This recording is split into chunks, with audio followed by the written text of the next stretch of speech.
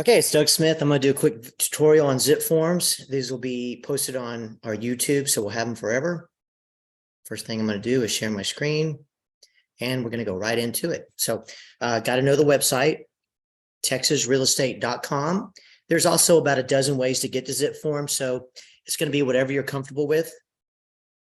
Basically, what's going to happen is you're going to get to this site. You're going to see it says login, and on the right corner, you're going to click on login.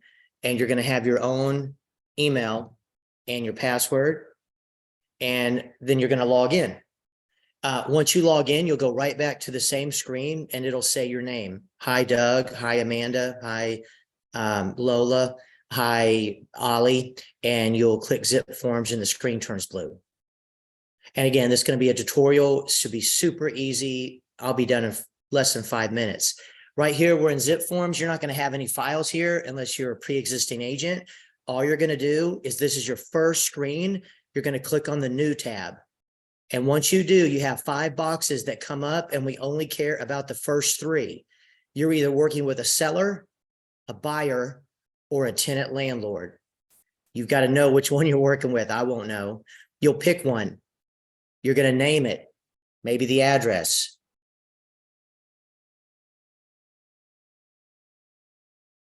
You always select the dot next to residential.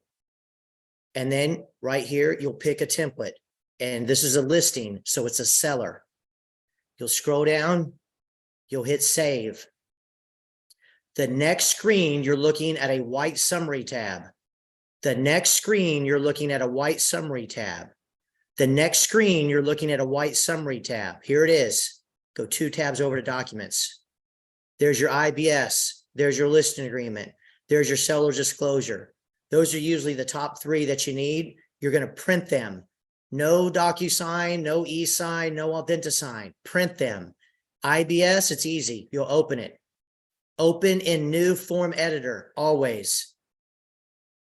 Once you do, you'll see your IBS here, and it's over here showing that you have selected it. Down here, you'll simply hit the plus button for the listing and the disclosure. The IBS is filled in, so go right to the listing. You're going to put in the seller's name. Not type in seller's name. You're going to type in the actual name of the seller. You're going to put the address here.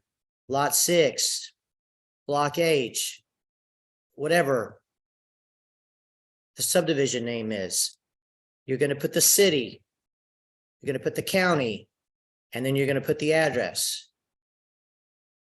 Whatever it is. You're going to go to page 2, and you only have 2 things to fill in. The price, which I like to leave blank, so leave it alone. You can write it in with a pen when you're at the listing. You pick the date you're meeting the seller, and then go over here and pick a few months in advance. There's no rhyme or reason. Go about 4 months. Pick the same day, hit save, and you're done.